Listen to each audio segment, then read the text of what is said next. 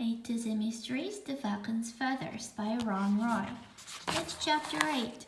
When the kids entered the library, Mrs. McElroy was gluing a cover onto a book. "Hi, kids," she said. "Someone loves this book so much they wore the binding right off." She finished the job, then laid the heavy book on top of the glued one to keep it flat. "There," she said, wiping glue from her fingers. "So, how can I help you today?" "We're looking for information about falcons," Josh told her. Mrs. McElroy pointed to the computer table. "Do you know how to do a computer search?" she asked. "Sure, we do it in school all the time," Ruth Rose said. "Come on, guys." Dink sat at the computer. Josh and Ruth Rose looked over his shoulder. Dink typed in FALCONS, then hit the enter key. Okay. A few seconds later, a long list of book titles appeared on the screen. "Geez, there must be 50 books about falcons," Josh said. "Try peregrine," Ruth Rose said. Dink typed in the new word, and the list shortened. The library had 4 books about peregrine falcons. Dink printed the shorter list, and they took it to Mrs. McElroy.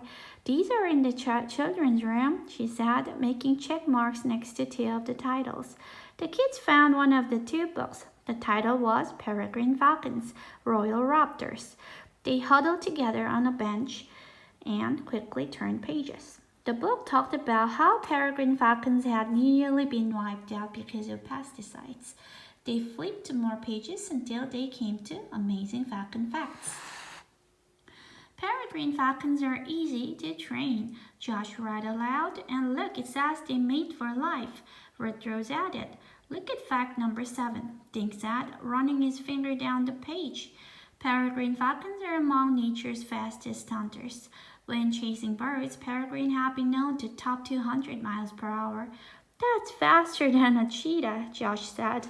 "My dad's car only goes 100, Dink said. "Boy, wouldn't it be neat to see peregrine falcons racing." "That's it," Ruth Rose yelled. Mrs. McElroy tapped her pencil on her desk. "Ruth Rose." "Sorry," Ruth Rose said. The kids returned the book and hurried outside. "I bet someone is stealing falcons too." "Race them," Ruth Rose said. "People race dogs and horses, so why not falcons? Let's tell Kurt." Josh said. "He doesn't even know Flash is stolen again." They called the DEP office from the phone booth in Ellie's diner. Josh told Kurt that someone had broken into the vets and stolen Flash. Then he told him about what they had learned in the library. A few seconds later, Josh hung up. "He's coming right over." "He is?" Dink said. "Yeah," Josh said. "And while we're waiting, I could use a pistachio cone." Ruth Rose ordered her usual strawberry. Dink got his favorite buttered crunch. The kids sat in a booth and worked on their cones. "You know, I've been thinking," Ruth Rose said between licks. "Who besides us knew that Flash is at the vet's?" Dink and Josh looked at her. "Well, Mrs. Wong knew," Dink said. "For sure she didn't break in and steal Flash," Josh said. "And Doc Henry knew, but I don't think it's him either," Dink said. Ruth Rose glanced at her friends. "Who else?" "Grace Lockwood," Josh said. "Don't forget about Kurt," Dink said. "We told him the Flash was at Doc Henry's." Josh shook his head. "It's Kurt's job to protect wildlife." Just then, Kurt Stryker walked into the diner. He ordered a cup of coffee, then slid into the booth.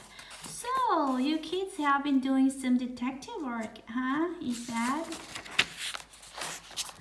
"Someone stole Flash right out of the vet's place," Ruth Rose told Kurt. "I know," Kurt said. "Josh told me on the phone, but who's Flash?" She grinned. "The Falcon.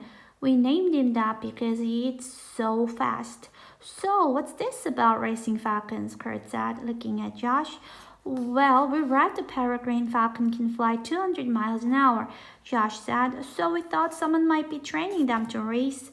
Kurt sipped his coffee. "Racing falcons, huh? That's an interesting idea." "Could someone make money racing falcons?" Dink asked Kurt. "Like in a horse race."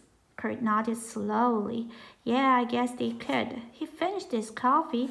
"Tell you what, let me run your idea by a few of my contacts.